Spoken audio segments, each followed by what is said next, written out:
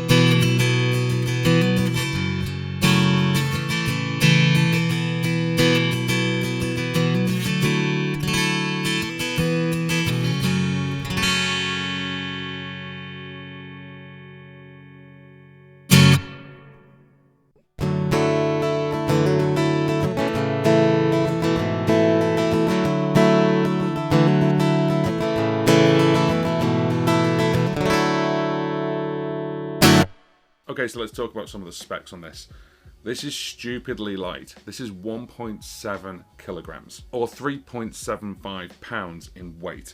It's really light, it's ultra light. Even with the gig bag, it's 6 pounds in weight or 2.72 kilograms. Sonicake say it's pro grade, it's gig ready, and of course it's compact because it's a travel guitar. It's a C-shaped neck with 19 frets. The body and the neck are solid mahogany with a matte finish, and the fingerboard is solid rosewood. Frames themselves are a laminated wood, and the scale length is 635 millimeters or 25 inches. There's a truss rod inside, an adjustment tool. You even get a tuner, a plectrum, USB cable, and even a cleaning cloth. Sounds crazy, but I would have actually liked to have seen a guitar strap in there as well. But that's not the end of the world.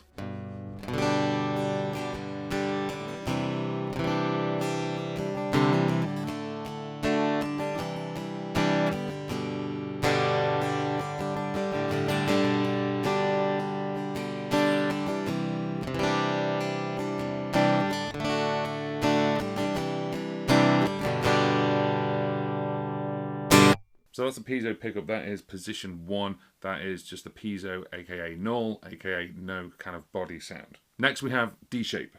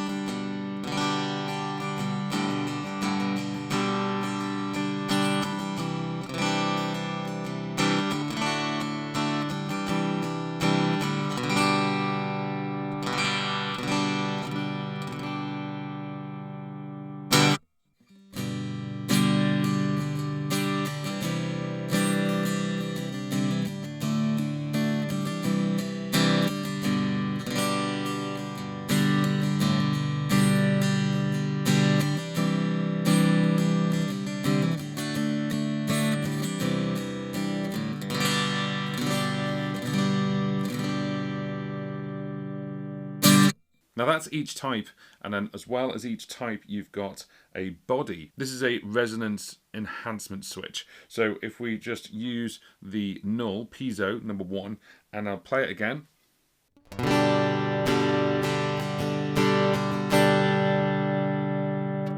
And then we'll turn this on, this enhancement switch. That's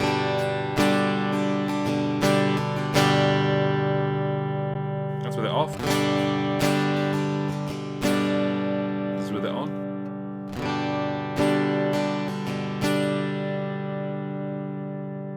Now that is obviously going to be dependent on which type you have as well, so whether you have that on or off. I prefer it on. I think it gives it more of a playable experience. I think that's quite nice. Then underneath that we've got a bass and a treble, so you can adjust it. So if you think maybe the jumbo is too bassy, you could bring that down, or maybe you think that the concert is too top endy, you could obviously bring that down, or maybe turn it up depending on what you want. You got your volume, and then on top of that we've also got effects. So we have a reverb 1, a reverb 2, and a chorus. So again, I'm just going to use the piezo, and then we're going to just give you a little bit of reverb 1, then the top end of reverb 1, then we'll go to the minimum of reverb 2, top end of reverb 2, and then we've got the chorus as well.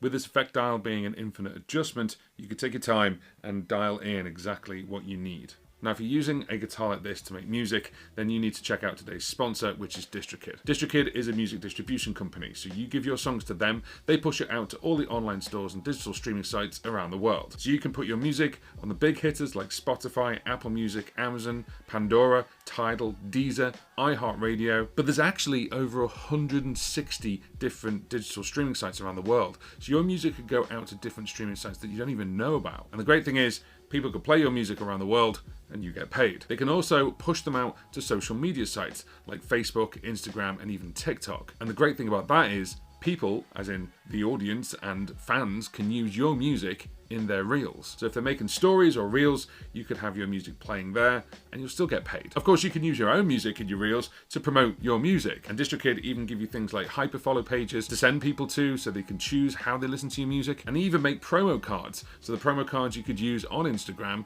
pick your music to promote your music, and then you've got your music being played, and then you can send people to the hyperfollow page.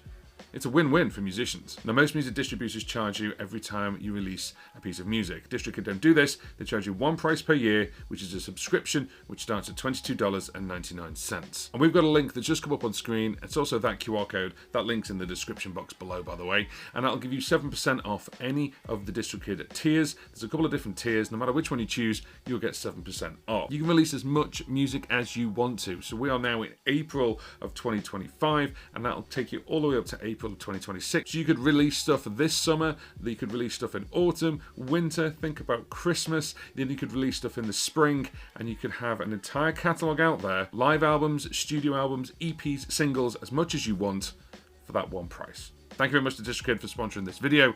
Now, what do I think of this? Now, a couple of downsides, and that big one that I'm going to talk about in a minute.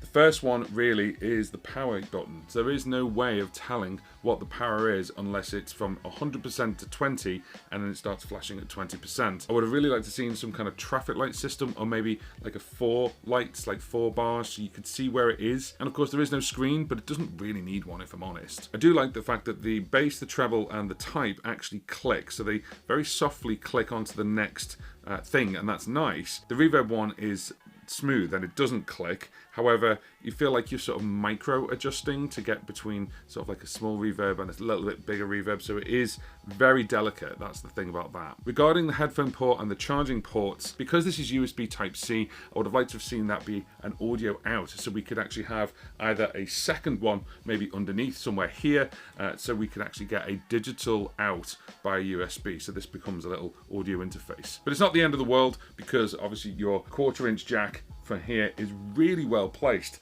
and I like that it can just go out that way. I mainly play with a guitar strap, but if you don't and you've got it rested on your knee here, the one thing to be aware of is obviously this laminated wood at the bottom here. It's a little bit slippy, so it might move around a little bit if you're not using a guitar strap. But for me, the big one that might be an issue for you is right here.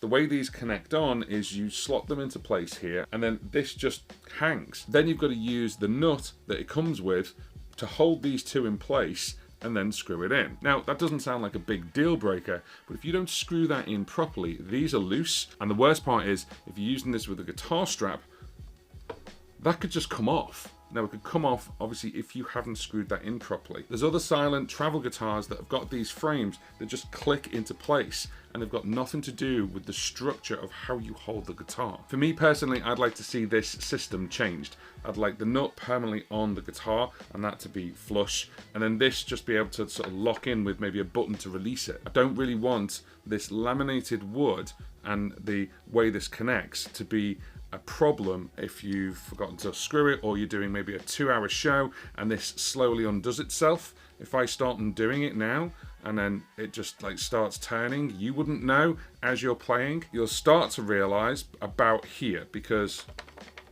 these go really wobbly. And then of course, as it continues to unscrew, there's a point where it just comes off.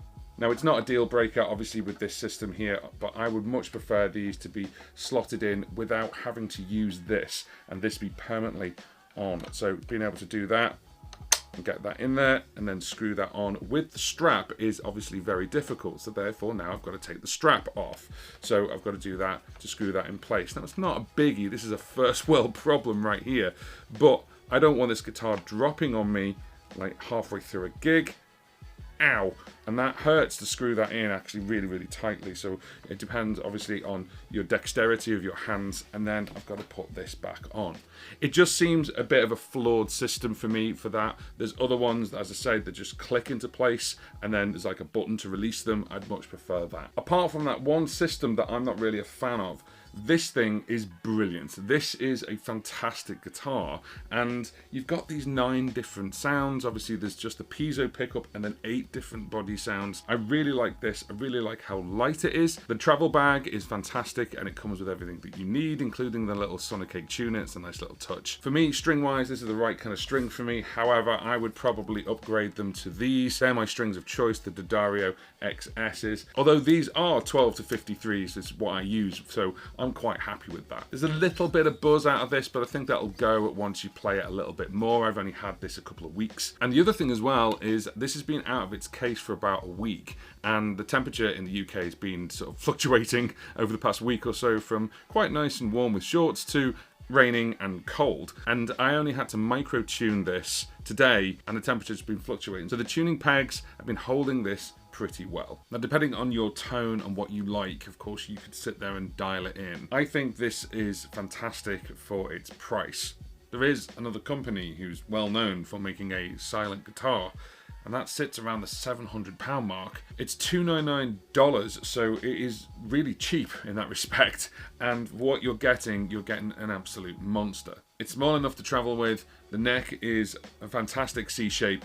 therefore you can play around with it really easily, and solid rosewood as well, so that's really nice. It's not laminate. I would say if you do get one of these, take your first hour or so and play around with the types, the EQ, dial it down, dial it up, play around with the body on, the body off, and dial in your sound so you're getting a great sounding guitar. It's featherlight really, and that's a great thing for being a travel guitar. The choices that have been made for the materials, obviously this is mahogany, the top is rosewood, the frame itself is laminated wood, and that's okay because it's not really making any difference to the sound. And of course the Sonicake's own self-developed digital preamp system built inside, and officially the battery is up to 10 hours, so this will do a couple of gigs easily. When it gets to 20%, the power light starts flashing, but that's 20%. So if it's 8 to 10 hours, you can probably get maybe an hour and a half, if not 2 hours, out of this at 20% anyway. For most people, that's a gig. Obviously, as a travel guitar, the great thing is you've got silent play with the headphone port. You've also got the jack to plug an audio device in like a phone, so if you want to obviously jam along to stuff, you can. Now, if you do like this and you do want to grab one, I've left the link in the description box. It'll take you to a couple of different places depending